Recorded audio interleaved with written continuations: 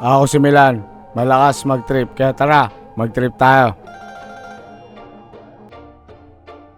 Let's go! Re-responde pala tayo ngayon sa may San Andres Bukid. Umabot ang third alarm tong sunog dito. Ito nga lang problema, pag ganitong oras rush hour talaga medyo matrapik dito sa lugar na to. Pero ito talaga yung pinaka the best way kapag manggagaling ka sa amin. Lalo pag umikot ka pa nito, mas lalo ka talaga matatrapik. Kaya kailangan talaga nito konting diskarte para medyo mapabilis-bilis ka. Pero ito, pag tutry natin dito, halos makukontrol na rin talaga yung sunog dito. Pero ito, naglatag pa rin tayo. Para pa paano, hindi sayang responde natin, yung pag-gising natin, lalatagan na rin natin to para makalaban pa rin tayo. At meron din kasama rito na halos bago-bago lang din sa laban. Kaya sakto lang din na naglatag na tayo para kahit pa paano matraining natin siya sa mismo action na ito. Medyo mausok dito sa malalabanan nila. Halos kontrolado na rin kasi yung sunog dito kaya medyo white smoke na talaga to at mausok na lang din to kapag nabobomba na. Bale dito na tayo pinapasok ng mga ibang tropa natin para tayo na magpalamig sa lugar na to. Ito yung mga ibang tropa natin kumuha pa ng tubig para mabugahan nila dito yung mga maapoy-apoy. Mabuti na lang din at meron sila nakita rito ng mga galon na meron pa laman na tubig kaya binugan nila sa medyo umaapoy-apoy pa. Saktong-sakto pa naman din ito na wala pa tayong tubig dito. At nung nagkaroon na ng pressure linya natin, ito pinaubahan na ng mga tropa natin tong lugar na ito sa atin dahil medyo may pressure na to at kayang-kaya na ng linya natin. Nakita niyo naman din, pagpasok pa lang natin dito, halos okay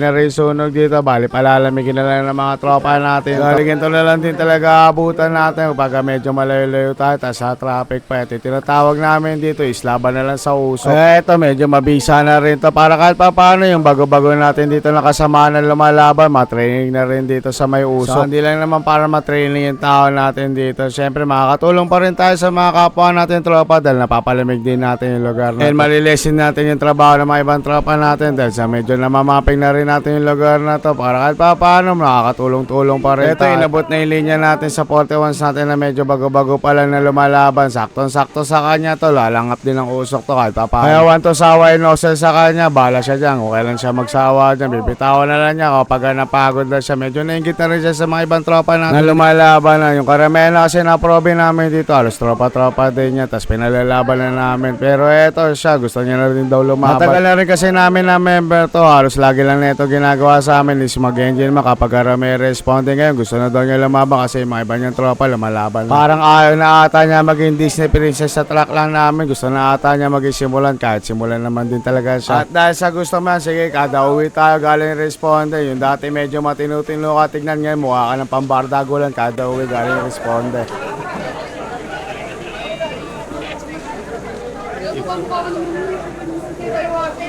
Pagka tubig, Meron naman siya. meron na. Pasukin nyo na. Wala naman. Bibigyan mo lang.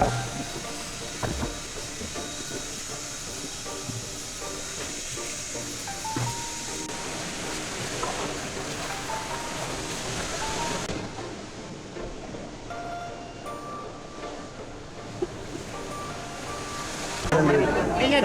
Ingat. Apa sir? Oh, sige sir. Sige sir.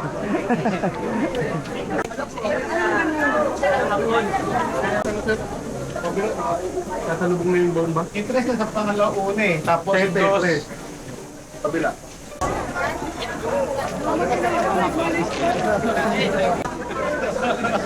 Pa na isa sa appetizer. Oo. Dalang tanggal.